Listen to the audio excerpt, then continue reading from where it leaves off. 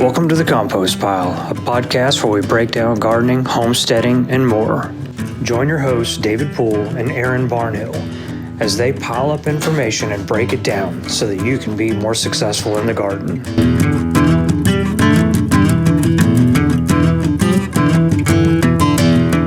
Hey guys, welcome back to the Compost Pile, your source for all things gardening, homesteading, and more. Today I have a special guest, Miss Courtney from Seven Oaks. And we're going to do a question and answer session today. Aaron's still not with us today, so we're going to just talk about some general challenges that you have in your garden at Seven Oaks, and maybe we can come up with some solutions that can help you combat those things. Great. Thanks for having me. Yeah, absolutely. Yeah, when you put it out there that you needed, maybe someone to do a podcast this evening, I was like, yes, I have questions. Heck yeah. And so anyway, you just want me to start firing off one? Yeah. Right. What challenges have you been facing lately? I know you guys just had a bunch of work done there, made some more upgrades, and so I'm sure that means more plants, more plants, and you were part of some of those upgrades, and thanks for that. And but I think for the most part, number one challenge is weed control, and we, like a nut grass that just kind of started planting itself everywhere. And so I think like a dollar weed. So, preen is a thing, but I kind of thought, maybe David would say yay or nay and maybe give me some hints on better. Pre-emergents are great. What a pre-emergent essentially sterilizes the seeds, so it doesn't kill anything that's actively growing. So that's one thing that a lot of people that they don't understand. They put it out and then they're kind of upset when nothing actually happens, and that's because it's actually sterilizing the next generation of seeds. Mm-hmm. So pre-emergents have to be done multiple times a year. Mm-hmm. You typically will see most people apply them in February, May, and then oftentimes in October to November. And that can be in the yard aspect or it could be in ornamentals, mm-hmm. because you really see that's when the majority of your major season change is happening.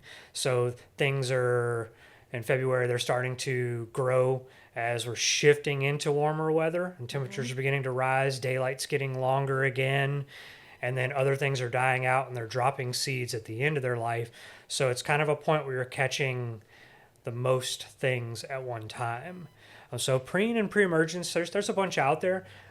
They are great. What's your favorite? We typically use Dimension or Barricade. Barricade's more of a lawn pre-emergent, mm-hmm. but it can be used in ornamentals. Dimension, it covers some more of the grassy type weeds that become really problematic. Is nutgrass in there? No. Nutgrass is really difficult because the pre-emergent doesn't really help. Nutgrass has, as the name implies, it has a small, like pea-sized nut, mm-hmm. and it's very, very hard. You can almost cut it in half like a peanut. Mm-hmm. And whenever you mention that you have nutgrass in there, and then you followed right up and you said you have dollarweed, my first indication is those areas that it's most problematic in could be staying too wet. Right. Nutgrass is also known as watergrass, and dollarweed, on the other hand, thrives in wet conditions. It doesn't have to be saturated, but if those areas hold more moisture or they're getting more consistent irrigation than others. Well, the dollarweed is sitting in the rocks where our the runoff and the runoff drains to. Okay. There's a mesh pipe in there, so it's actually growing in rock. And that's it does, and sometimes that makes it even more challenging because you can't. When you pull it, you can't get those runners. Yes. And then the nutgrass, actually, that was mostly when we first did a lot of the renovation and the installation where there was some exposed grass and stuff. I mean, it just popped up immediately. I mean, and you could tell because it grows like so much faster than mm-hmm. the grass. And so anyway, we've gotten this, the St. Augustine and all that other, grass or whatever to come in and kind of take up space. And it's kind of, whatever, but as far as the others, I guess it is staying moist there, the dollarweed. Yeah, and so like if you develop like nutgrass or dollarweed like in like a mulched or soil bed, one of the first things I always recommend is like improving the drainage. Gotcha. So like next time you mulch, like maybe work up some of the open areas in the soil. You could add in expanded shell, which is almost like a popped rock. It's very, very lightweight. but it gives you permanent drainage amendments and helps keep some of those soil particles from compacting together. Because when you think about all the rain and such we get, soil gets compacted, clay stays damp for a really, really long time, and it just makes a perfect environment for some of those like wet loving weeds like So that. those two weed preventives, name those again, and do you sell those? Dimension and Barricade. Barricade. I can't say for sure if either of those. Some of them will cover dollarweed because it's a broadleaf, but nutgrass kind of stands out on its own. Your sedges, oftentimes if you have it bad enough to where you need a control product, it's got to be something very specific. I've been pulling it by hand for now. Yeah, that's what we do a lot, because you want to try to get like It just comes out of nowhere. you want to try to get the nut and the root system, because they'll Yes. grow out, and then that's how they Yep. multiply so fast, because for every one you get another one develop on the end of the root, and then it's like 1 turns to 5, 25, and then it, in some places it gets out of control, some places it doesn't. So Yeah. Well, we'll see this spring now that the grass is growing again. if it gets really, really bad, and you have to treat with something, there's a product called Sedgehammer. It's a little packet that you mix in water, and it's specifically for that particular type of weed, and it does a really good job, but it's very, very slow to work. I'm okay with slow. Yeah, I mean, you have to be patient with it, and it can take 12 to 14 days to even yellow. So some people spray it and they're like, "Oh, this doesn't work. This doesn't work." And I was like, "No, it's working. It's just not working as fast as you want it to." Or you're used to, for sure. Yeah, absolutely. All right. Well, that's good to know. Can we move on to the second question? Yeah. All right. So, in this area, this is just not for me particularly, but it's always been kind of a question in mind. Can we, being that we in this Southeast Texas spray for mosquito control, can we legitimately call any gardening organic if they are spraying those types of pesticides? I don't think that you could call it organic from if we were searching for some kind of like organic vegetable garden. I mean, like if you used all the things that make it organic, but because they're spraying for mosquitoes, I don't think that you can truly call it organic. And Right. I'm a firm believer in that. And I think about back when Donna's Farms was running, they practiced organic methodologies, but they didn't call themselves an organic farm. They called Gotcha. themselves a natural farm, and they used organic practices. And really thinking about that, I hate the claim. It's hard to say what is organic. Is when you go to the store and you buy organic produce.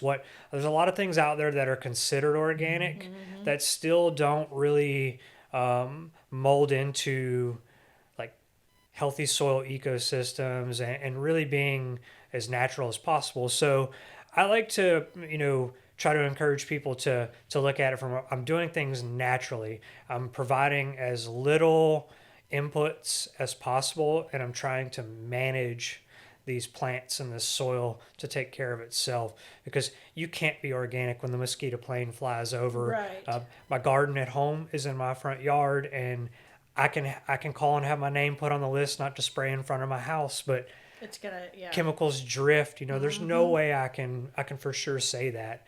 And then also I really feel that what's in the air here. There's all kinds of variables here just because of where we are Yeah. that I feel like it's impractical to call yourself organic. Good to know. So I mean so to me I'm a natural gardener. And that's my 2 cents on it. So, as a natural gardener, what herbicide pesticides do you use, if any? I don't use the only thing that I ever use, and it's very rare. We will use something called BT, which is an organic insecticide that specifically targets worms and caterpillars. And we'll only utilize that if we're getting really, really heavy pressure from that type of insect on a crop, and it's going to be like, hey, we'd really like this. We have, this happens to me with potatoes a lot when I'm growing potatoes in spring, or we're about to plant them coming up in February. I'll get armyworms, and armyworms, it's not like I can go out there and pick off all of them, because the name implies, Yeah, there's a lot of them. there's lots of them, and they're small. But if it's like a tomato worm, if I can go out there and find it and pick it off and just remove it from the And like the environment. tomato worms, you mean like the big green nasty Yeah, looking ones? sometimes those, but that's really the only thing we ever spray. and we didn't spray it at all this season. And it's just kind of it's a preference, we try to do everything we can, in our environment by attracting pollinators, predators, having things that are going to attract birds into the environment, frogs, all these other things that are going to be there. Even wasps. That's one of the best ways we get predators for worms. Just like the red paper wasp, they feed on a lot of times worms and caterpillars. Really? It's interesting. I saw it on the internet one time. That a wasp could carry off a worm, and then I actually saw it happen in real life, and it was the most mind-blowing thing. And I was like, okay, like creating a diverse environment with flowers and like just having lots of stuff in one space instead of giant blocks of one thing made a huge difference. And so that's really made it to where we don't really have to spray a lot, if at all. That's good then. And so when you say caterpillars, so would caterpillars that would eventually be butterflies, would they be affected by that? Yes, BT? because BT, whenever you spray it on a plant of any sort, and anything comes on it, they eat the plant, and it's a bacterium that actually causes their gut to rupture. So it's a really kind of cool thing in a way, but it doesn't know the difference between a good worm and a bad worm. I see. And even something like a tomato hornworm, while they can do massive damage on a plant, they actually turn into an incredibly beautiful moth, and that moth might be beneficial for something else. So all those things that out there like that we look at from a negative perspective may be pollinating something else, down the way. Gotcha. So we try to not use it, but sometimes it really just comes down to what you want out of your space. So Agreed. Yeah, we tend to have a really good population of birds, wasp, dragonflies. People ask me all the time, how do we manage mosquitoes? And I'm like, we have, of course, we use some mosquito cells at night when we need to, but we have, right before, dark, we have just a huge, array of dragonflies. Out there just doing their thing, and it's really cool to watch. Yeah, I'm sure they're way more prominent out there since you're not in the middle. Yeah, and of I don't really town. grow a vegetable garden anymore because I haven't had time in the last 5 years. I've been, building a venue, but so I don't use a pesticide anywhere. And so I think, the birds, we've had a Kentucky bluebird. We've had a lot of cardinals. That's cool. We even have a literal cardinal nest in the chandelier right now. And someone asked if it was an art installation. And I was like, yeah, a cardinal did it. And there was eggs in there and everything. Oh, that's awesome. Yeah. And so anyway, so that's, I'm hoping that I'm keeping a good supply of worms for the birds and apparently the wasps, because they come around quite often. Yeah. It's kind of, all of them. We leave the wasps, and sometimes they're in plants in the garden, but they're not bothering us. We're not bothering them, and we don't really mess with them unless they're I nest it where you're sitting. And, like if they're under the patio and they're flying by my face while we're just trying to sit, and like the kids running around, that's different, but when they're out amongst the plants and stuff, they're not interested in us. They're like, it's cool to see them fly through and look through herbs and plants that are commonly, and sometimes we see them carry off swallowtail caterpillars, and they're like, oh, well, those are good ones, but it's not my job to discriminate. Or tell them who to discriminate. Nature's designed to kind of take care of itself. So I can't judge. Yeah. Well, and we also have there's a tree in our driveway that has a beehive in it. That's cool. Yeah, and so what it was that purple plant? You're probably like, oh, I don't even know because it's been so long. But you planted it around the corner of the porch. And it grows real tall, and it's got the purple things on it, and it's like it looks like little, it looks like lavender, but it's not. God, I have to go back and look at the drawings. I don't even remember. But the bees love that. To this day, because we haven't had a cold winter. It's still kind of still growing. Oh yeah, there's still a little bit out there, but anyway, So the bumblebees love that. We'll have to think of that name of that, but it's the best quality of that I've ever seen. It grows, it's 4 foot tall all year long.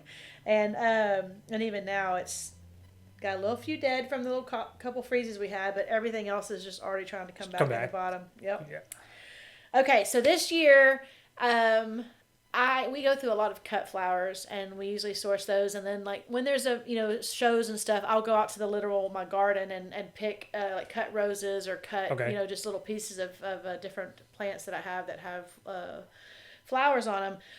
But I am going to be intentional with planting more cut flowers this year, and so I wanted to talk to you about the pros and cons of maybe a raised bed. I know that a raised bed is going to be more accessible. It's just probably easier weed control, and of course the ground. But like, what would you suggest as far as like, string ropes for support versus like a grid netting or some sort, or pros and cons of that, or just a string if necessary?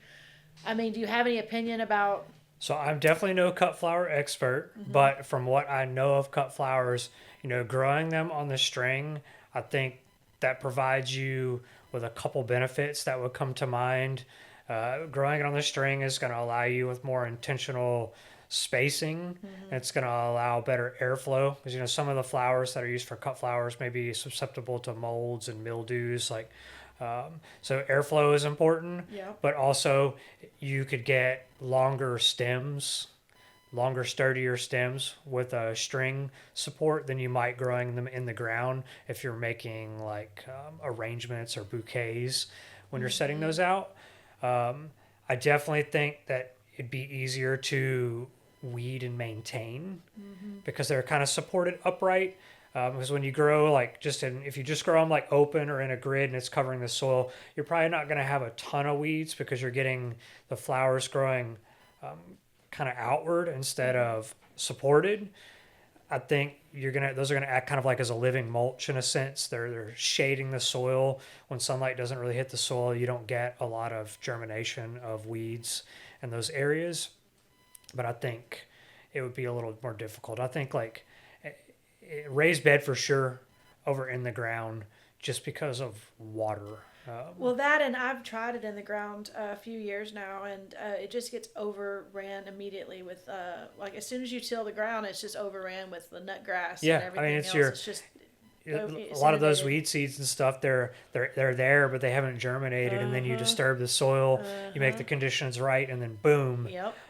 So it's like I did this to make it better, but now it's worse. Worse. Yeah. So I definitely think if I were you, I would do those in Raised. a raised bed, just because you're going to have less soil compaction. You're going to be able to put a better soil in there. It'll be easier to maintain, easier to cut. I think everything about it. And how do you feel about pine straw for like a matting for weed control? Pine straw is my absolute favorite. Okay. It's you go like in northern areas, there's a lot of places where traditional mulch like we use here is not to say it's not a thing, but it's not the commonplace practice. Pine straw is used everywhere. We use it a lot here. I use it specifically in my raised beds because it does allow water and oxygen to easily get through. And one of the things I like about it is it helps whenever I'm growing things that are susceptible to like molds, mildews, or maybe disease. Then it helps keep those leaves and flowers and foliage off the soil.